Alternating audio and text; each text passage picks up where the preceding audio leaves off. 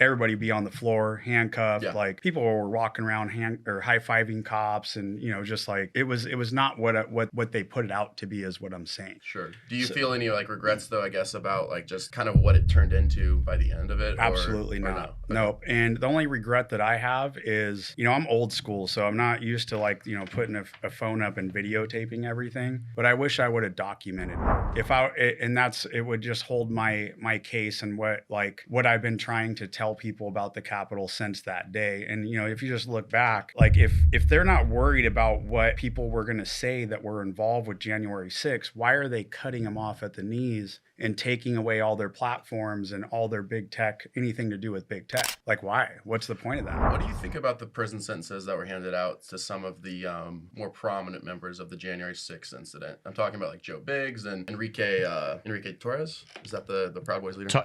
Enrique Tarrio. And I know there's like a whole nother conversation about like him, but just focusing quickly on like what you think about the punishments received by some of these people. So it's funny you say that, because I received a 4-page letter, unanimous letter, to an address that wasn't in my name that I used for certain like mail-in stuff. And like I said, there was no return address. It was typed out. I received a letter, and this was like, when was this? This was March, I believe, February or March, when I received it after January 6th, so a month or two later.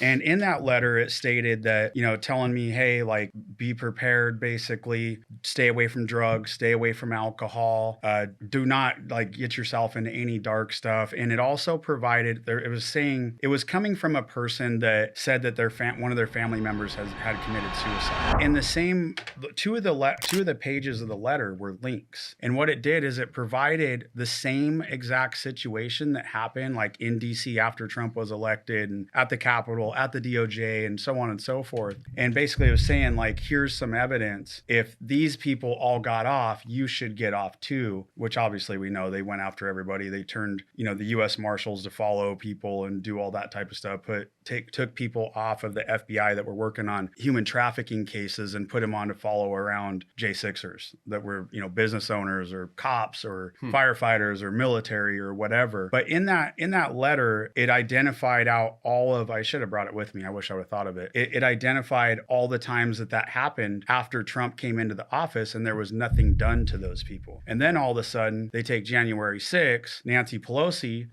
denies 20,000 National Guards from the Trump administration. The doors were open when we get there. It's a tour. People, like I said, literally high-fiving cops, telling them they love them. When I went in, there was a 75-year-old lady in front of me. My attorneys also represented Adam. He was the dude that held up Pelosi's the little pendulum stage thing. Oh, yeah. I remember that guy. Yeah, and they threw the book at him, and they went after him. Didn't he go to prison? He did a little bit of time.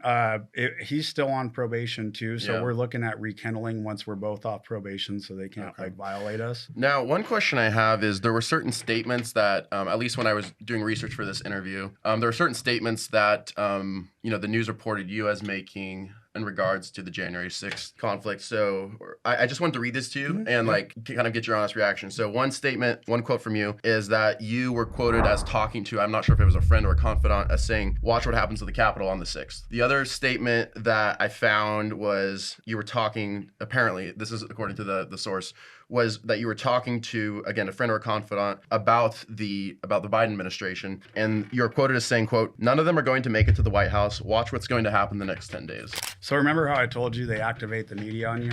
I didn't even know I was going to January 6th until like 2 to 3 days before. I was in Arizona. My uncle called me up, retired police officer. He said, hey, I got you a ticket. We're going to go to the rally. And nobody knew that anybody was going to the Capitol until Trump said, hey, let's go to the Capitol. So I didn't know. Pre-planned Yeah, thing. It was nothing pre-planned. So all that is bullshit. Okay. So did you not say those? No, okay. I did not say that. So another question I have is, you made a comment earlier, and again, this is where we can agree or respectfully disagree, but you made a comment about the agitators on the side of January 6th. So obviously not everyone agrees with, the assessment that you have. So I just want to give you some space to absolutely. respond. And not everybody was there. That's something where I talk from experience and what I seen and what I witnessed it. And why didn't the feds, the FBI, put charges on Ray Epps and all the other guys that were in the crowd, instigating the crowd, that are all FBI informants and feds themselves?